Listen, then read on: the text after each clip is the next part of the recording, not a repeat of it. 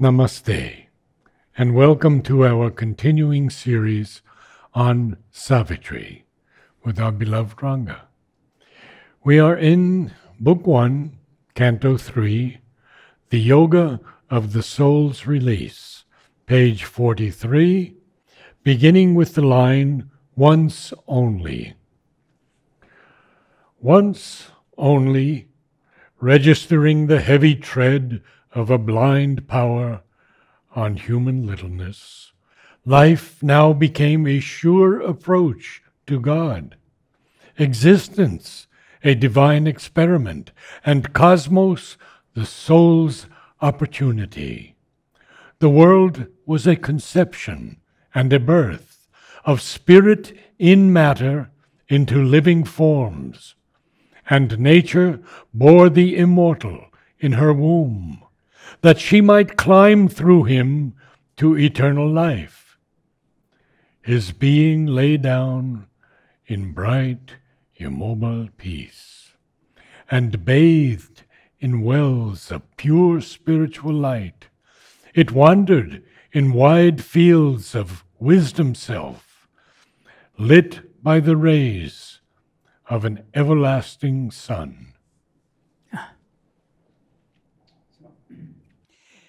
We should remember that this whole canto is describing Ashrapati's experiences. He is now in the higher planes of consciousness. He is in level 2, the spiritual planes of consciousness. And all the experiences that he is having, he is explaining. And also, not only the experiences in the spiritual planes of consciousness, but also digging deep into the inconscient and finding the mystery of matter and the solution to the mystery of matter. He is finding all these things. Above the superconscious, the light is coming down, and here also he is discovering the secrets of darkness. What is the darkness? In the connection also he is seeing that the connection is there. But I think in these lines, it's the experience of existence as a divine experiment. Yeah, so we'll read that now. Yeah, that's right. Existence, a divine experiment. Leela, play. Okay. So, once only registering the heavy tread of a blind power on human littleness, life now became a sure approach to God. Once means in the past. In the past, that which was a very heavy tread, a very difficult journey, constantly you are making an effort. But now it's not like that anymore. Life has become a sure approach to God. So his experience is in the spiritual planes of consciousness. When you are not there and you are here in level 1, you are struggling. And it's a heavy tread. The going is very difficult, not easy. So once only the registering the heavy tread of a blind power on human littleness. You are very, very frail and you are very weak. And you have to struggle. Heavy tread is the struggle and slow going. But now, because he is in the higher planes of consciousness, life now, you have to contrast once and now. Once was in the past, but now. Life now became a sure approach to God. Existence became a divine experiment. Srimda doesn't repeat the verbs. In prose also he doesn't do that, and here of course he can't do that because he'll spoil the rhythm. So, existence became a divine experiment. You have to repeat the word became. Okay? So, and cosmos became the soul's opportunity. That's how you have to read it. The world was a conception and a birth. Now this is what we have to understand. He has been having touches of the supermind. We have seen that already. Okay? The eternal light, some rays of the light are coming from the supermind into the spiritual planes of consciousness. And what he means by conception is the archetype of everything built in the world is there in like a blueprint. And he calls it the real idea. That is the conception. I conceive I am going to make a lotus, but it's not yet become a manifested reality. And then it becomes a reality. Just as I usually give the example of the architect wants to build a building, he makes a plan first. It's not the building yet. So the plan, the blueprint, is the conception. And then it becomes a form. So it is the divine's conceiving Yes. of creation. Yes, absolutely. And creation, not only creation, but all the forms in the creation.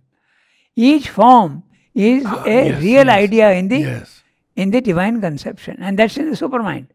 And then it becomes a living form. Okay? No, sorry, birth. It's the same thing. It takes birth. It manifests itself.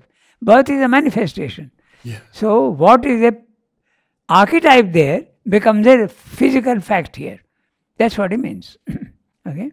The world was a conception and a birth. A birth of what? Of spirit in matter into living forms. Not dead forms necessarily, but living forms, including stones. They are living because the divine presence is there. That's what is meaning. Of spirit in matter into living forms. And nature bore the immortal in her womb.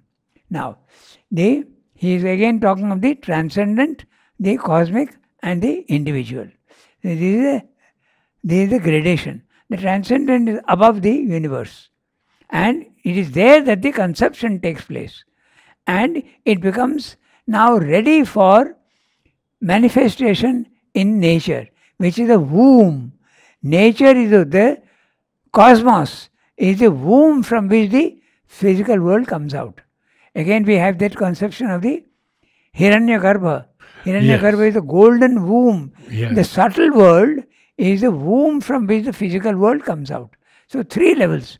First, the conception, then the possibility of manifestation, the womb, and then the birth.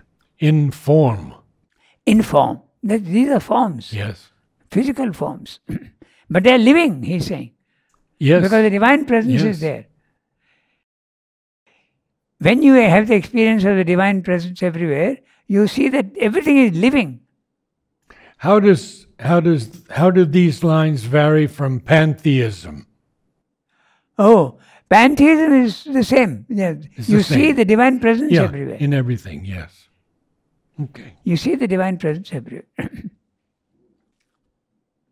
So, nature bore the immortal in a womb that she might climb through him to eternal life. Now, that's interesting. Who is the him? He is the individual, he is Ashwapati. So, nature, this idea he has given in many places. He says that before man came on the scene, nature's evolution was very slow, laborious, taking millions of years. But now, nature is a way of saying, impatient with her own rate of progress, with her speed, she gives birth to man. And now, through man, she will go much faster. So it can be accelerated. Yes, that's right. Because of man. Yeah, because man can now do the yoga consciously. Earlier, the yoga was being done by nature unconsciously, mechanically. So that's why he says the advent of man in the universe is of crucial importance. It's a turning point for the manifestation of the supermind. Turning point for the manifestation turning point. of Earlier it was mechanical, slow, but now it is fast. Yes, yes. And conscious. Mm. So, that she might climb through him to eternal life. His being, Rashtrapati's being, lay down in bright, immobile peace. Now, note the word bright means light. There is light. And immobile peace is very clearly the Brahmic consciousness. There is peace and you are immobile, no action. And that's why the word lay down is very interesting. Because you are not sitting up and ready to act. You are just lying down peacefully. So, it is consistent in the imagery. Okay, so lay down in bright immortal peace and bathed in wells of pure spiritual light. So, there's a line in Savitri.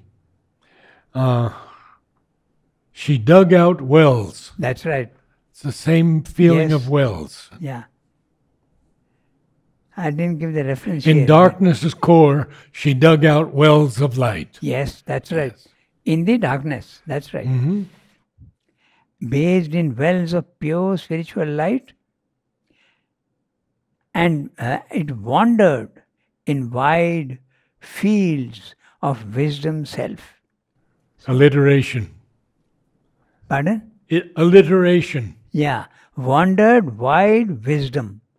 Alliteration. It wandered in wide fields of wisdom self. Okay. Then, and he is bathing in that light, but it is lit by the rays of an everlasting sun. The everlasting sun is very clearly the supermind. First of all, is the sun. The sun is the representative of the supermind. Okay? And everlasting, very clear. So it's a supermind. But he is below, he is not experiencing supermind, but he is lit by the rays of the supermind. He is getting a touch of the supermind, even in the lower planes. Because it's still the soul's release here. Yes, that's right. So, okay. Lit by the... Yeah, sorry. Now you have to read further. Even his body's subtle self within could raise the earthly parts towards higher things and feel on it the breath of heavenlier air. Already it journeyed towards divinity, upbuoyed upon winged winds of rapid joy, upheld to a light it could not always hold. It left mind's distance from the truth supreme and lost life's incapacity for bliss. All now suppressed in us began to emerge. So, that is the summary of the whole passage. All now which he was not seeing, and it is inherent in him and involved in him, is now beginning to emerge. So, beautiful lines. We'll have a look at what he's saying. Thus came his soul's release from ignorance, his mind and body's first spiritual change. A wide God knowledge poured down from above, a new world knowledge broadened from within. His daily thoughts looked up to the true and one. His commonest doings welled from an inner light. Awakened to the lines that nature hides, attuned to her movements that exceed our ken, he grew one with the covert universe.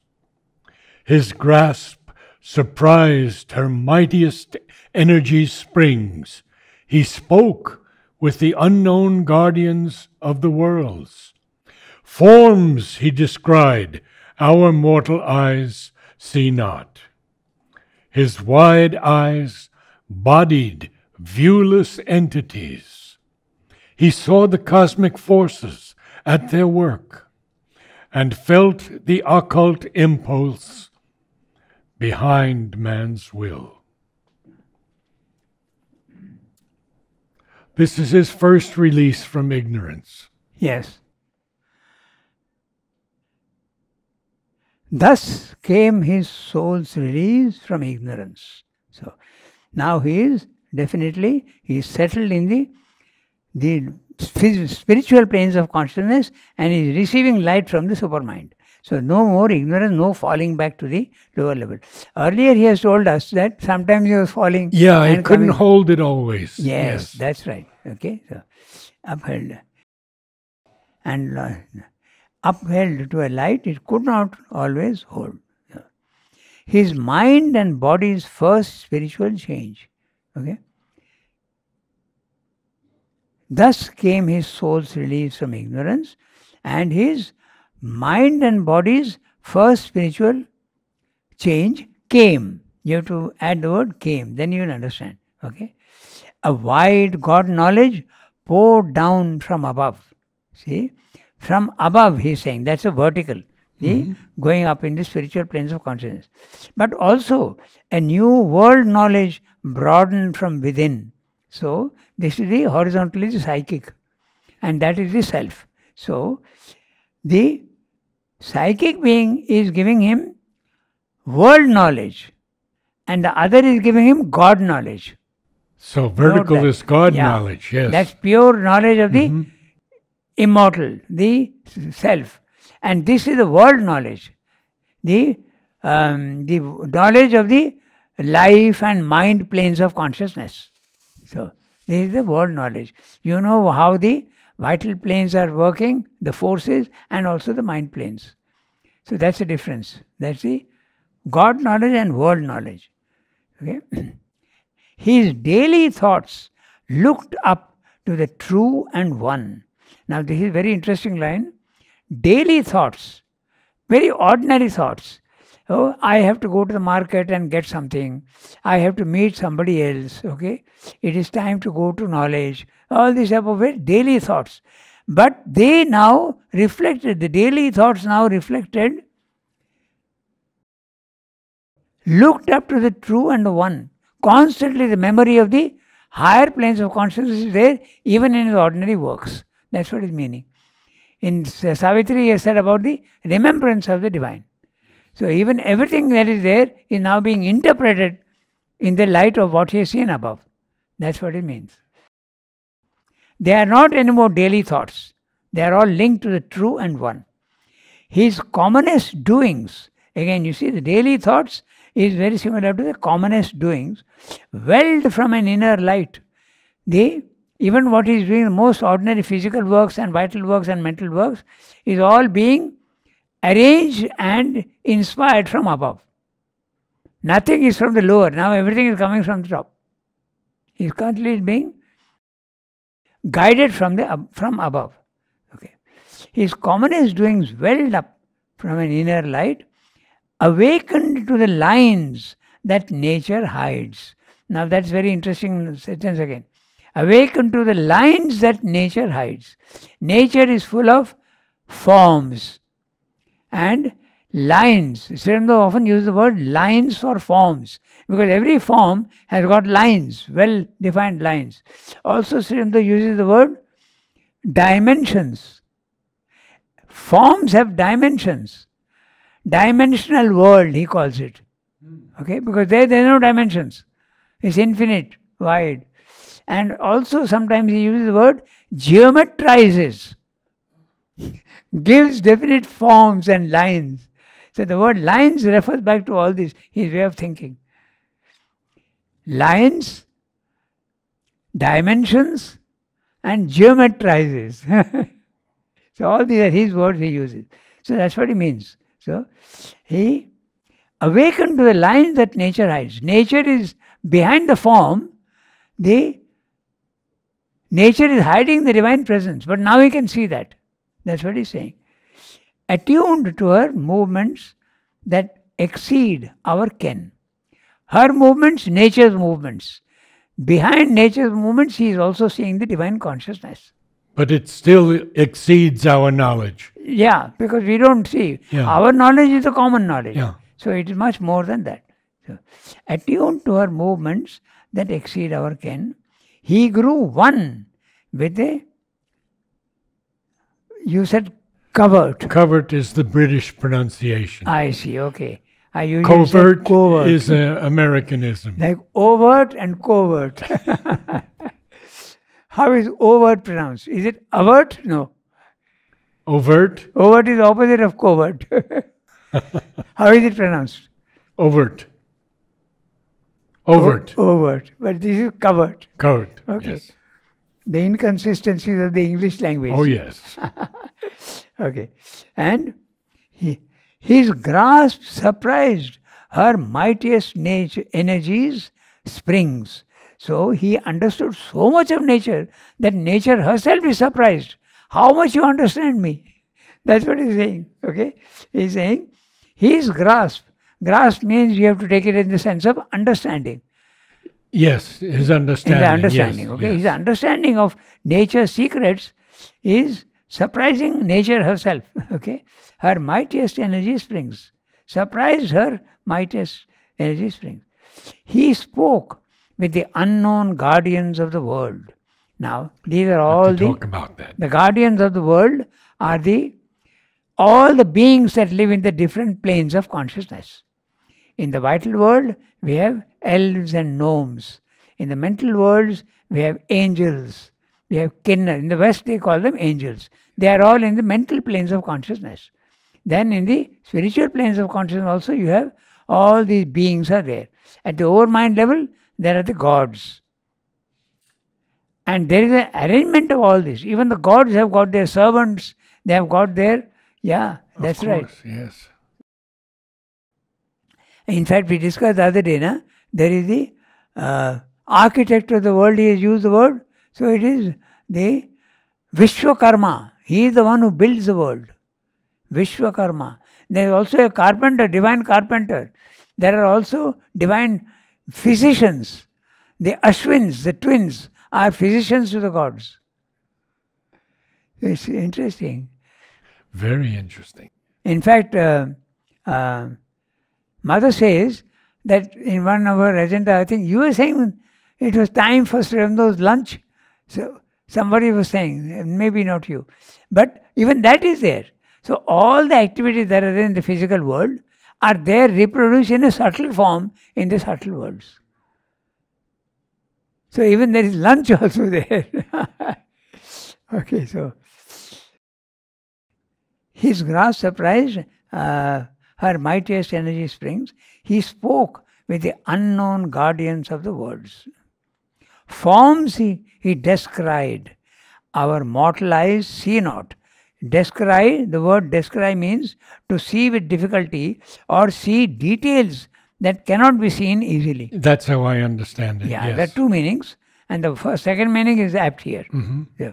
To see details that cannot be seen by normal eyes. He could now see all those things which mortal eyes see not. His wide eyes bodied viewless entities. Now that's very interesting sentence again, oxymoronic. Okay? Yes. Viewless entities, invisible, viewless because subtle. But his eyes are now bodying them, in giving them a form. Yes. So those things which are invisible to our eyes, he is seeing them clearly. Yes. He is giving them a body. Okay, we read further. Beautiful line. He saw the cosmic forces at their work. That's what he means by, even nature was surprised at his knowledge of how she is working. Okay, he saw the cosmic forces at work and felt the occult impulse behind man's will. Because everything now is being guided from above. So he could see that. Time's secrets were to him an oft-read book. The records of the future and the past outlined their excerpts on the etheric page, one and harmonious by the Maker's skill, the human in him paced with the divine. His acts betrayed not the interior flame.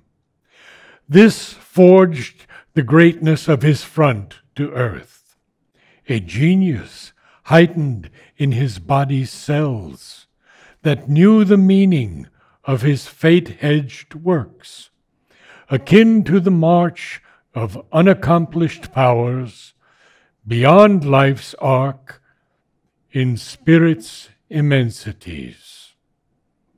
Apart he lived in his mind's solitude, a demigod shaping the lives of men. One soul's ambition lifted up the race. A power worked, but none knew whence it came. We'll stop there. So, very interesting images again. Time's secrets were to him an oft-read book. Now, when he uses the word time, he is meaning in the physical world. Time and space always refer to the physical world. Because they're measurable. That's right. Because there's no time there. It's right. eternity. Right. Eternal and time. So, time's secrets were to him an oft-read book. So, in other words, he knows them fully well. Yes. He knows the secrets of time fully well. Okay, so the records of the future and the past. So everything is stored. We know that. In The Akashic records. Yes, the Akashic record, they are in the subliminal, the intraconscient. Everything is recorded. Nothing is ever lost. Nothing. Okay, ever lost. And that's very interesting because in sadhana also, in your yoga, you have the same problem. All the imperfections that you have collected through all your lives are there with you and they don't disappear. You are rejecting them, but they go down.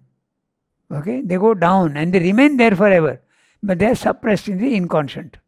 Now, what if they are fully purified? The upper part is purified. Your mind is purified. Your vital is purified. Your even body may be purified. But all those things which are rejected from mind, life, body are Still present there. in the inconscient. Yeah. The inconscient is the storehouse of everything in the physical world. But in a not open form, but condensed form. They're there. This is, I told you, it's a very interesting. Temiben told me. Temiben, her skin was not a good, you remember that. She used to have a lot of trouble with the skin. So she told mother. And mother said, and this is there in yoga, it's a common thing. When you reject something from the mind, it goes down into the lower. It doesn't disappear. It goes down into the vital. When you disappear, when you abolish something from the vital, your desires, your attachments, they go down into the body. And so those things appear in the body. Then, if you reject it from the body also, if you are capable of, which is very difficult, they go down into the inconscient and remain there forever. So that's the... So these records of the future and the past is exactly that. But they are also future also. You know what's going to come. Because before an event occurs in the physical world, it is first planned above and then it comes down in stages and then it becomes a fact here. But by the time it comes down here, if you are here, you are seeing the future. That's how Sri Aurobindo could say in 1920, India will be free. India will be free, yes. Yeah. Yes. Okay, so that's what you see. But when it comes down here, it can take different forms. That's why Sri Aurobindo said, the exact Pakistan will disappear. The partition will end. But it can take any form. The exact form of union is not important. It can take any form. It could be a merging into the, what you call the undivided India, or it could be a federation, Yes. or it could be like Europe, a European Union. No borders, but distinct entities and distinct countries. Now, because Mother had Trikala Drishti, when she looked at a person, of course she would see past and present. Yes. Would she see only future possibilities? Oh, yes. Only those, but Yes. not exactly what would happen. That's right. Right. There can be variations. Yes. There can be variations. That's right. So, the records of the future and the past outlined their excerpts on the etheric page. Now, etheric page is the Akashic records. Okay? So, now, this is a very interesting image that he has used. The page and the excerpts from the page. Yes. The one is the page and the excerpts are the many. So, he is seeing the whole thing. Yes. Okay. In another place also, he has given the same image in different words. If you remember, he says, the letters and the word stood out. You remember that line? Yeah, the letters stood out of the unmoving word. That's right. Yes. So the word is the one. Yes. And the letters are the many. Look at the images that he uses. The same thing here, the page and the excerpts from the page. Fantastic. So, then, outline the excerpts of the etheric page. One and harmonious by the maker's skill, the human in him paced with the divine. So this reminds you of the story of Indra and Kutsa in the Rig Veda, where they are traveling in a chariot going to heaven. And Kutsa is a human being and Indra is the God. By the time they come to heaven, the transformation of the human has taken place and he has put on the nature of the divine. So they become indistinguishable. Only Indra's wife can make out who is who, because she is absolutely pure. Now that also is very similar to the chariot in which Arjuna and Krishna are riding. Same thing. In other words, it's a symbol of the divine in you. Your body, mind, life is a chariot.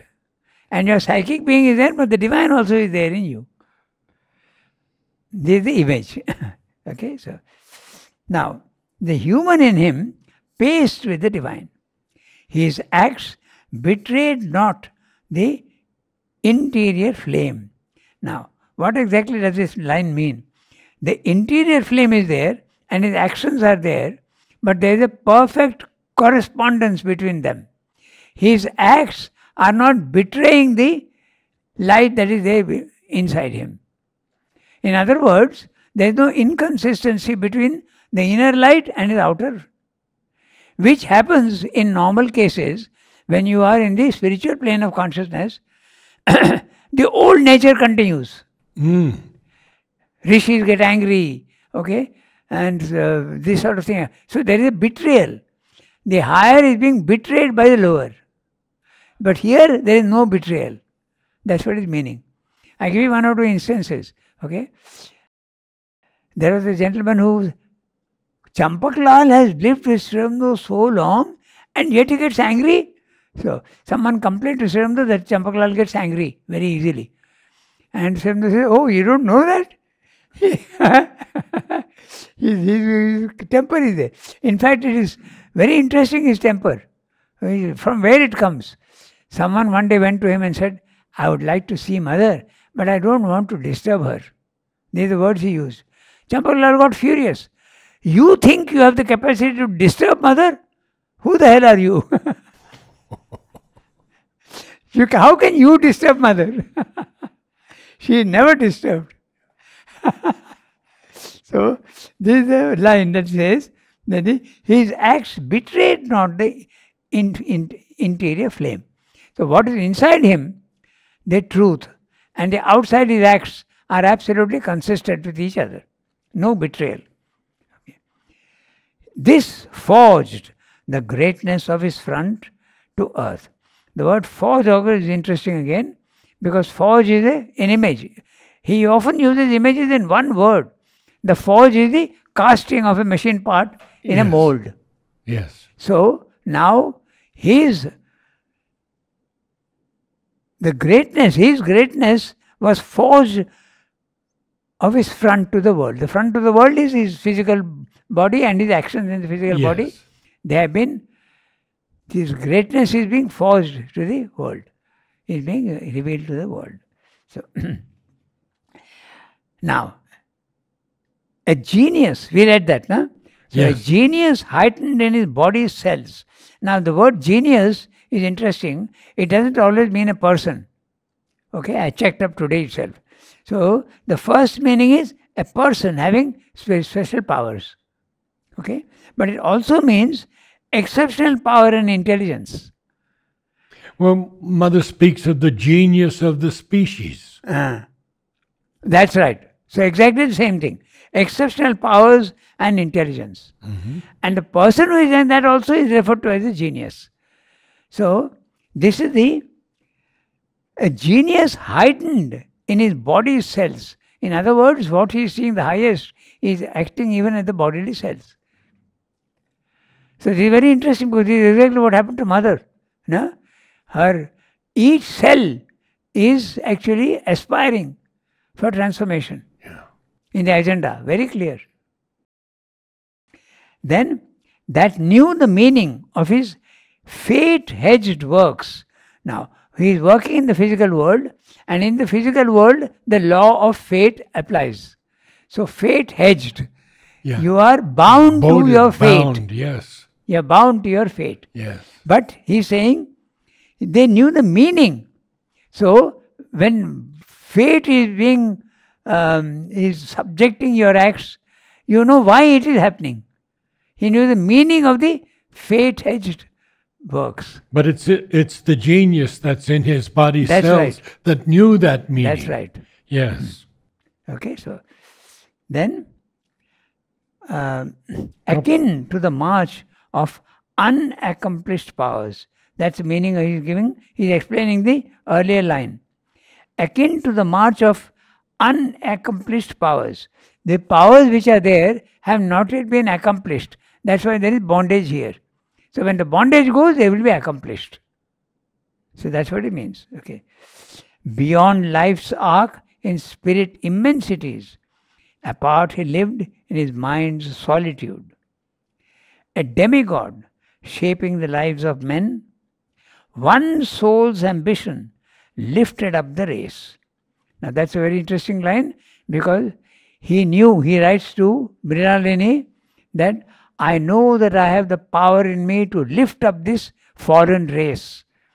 The Indian nation had fallen 200 years after the British rule and the Mughal conquest and all that. It had reached rock bottom. Now slowly it's rising up again, and he says, I know I have the power in me to raise this fallen race. So that's what he's saying here. One soul's ambition lifted up the race. There is another line also there which is very similar to this. We'll see that. A power worked, but none knew whence it came. The universal strengths were linked with his, filling earth's smallness with their boundless breadths. He drew the energies that transmute an age. Immeasurable by the common look, he made great dreams a mold for coming things, and cast his deeds like bronze to front the years.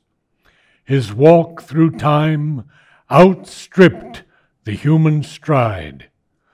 Lonely his days, and splendid like the sun's. Now, I should mention here that these lines have been selected by Mother for Savitri music and painting. A genius heightened in his body cells, and one soul's ambition lifted up the race. Then, this line also she has selected for, he drew the energies that transmute an age. This line also she has selected for transmute an age. Completed change of consciousness. So, a power worked, but none knew whence it came. Okay. Now that's very interesting because this is exactly very reflective of what happened to Churchill in Parliament during the Second World War. He was so sure of victory that even when his generals were telling him that it's better to negotiate now with Hitler, he said, no, I won't. I'm sure we will win. Because Sri Aurobindo was giving his force to him, and he says in Parliament, he said, that I know that there is a force working for us. But we didn't know from where it came. No. So that's exactly what is and I had heard that Sri Aurobindo put words into Churchill, but that I'm not sure about that. And Aurobindo Basu said, is it absolutely certain that he put the words in, or was it just the concept? No, it's difficult to say that. You can't say for certain. But that speech which he gave, we shall fight them on the beaches, we shall fight them in the air, we shall fight them on the seas, with such power. That is a fantastic speech. So, maybe... I think it was Sri Aurobindo's influence. Yes, that's right. But not the exact word. Exactly, yeah. A power worked, but none knew whence it came.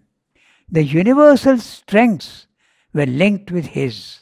Okay, so the individual is now completely in harmony with the universal, feeling a smallness with their boundless breadths. He drew the energies that transmute an age.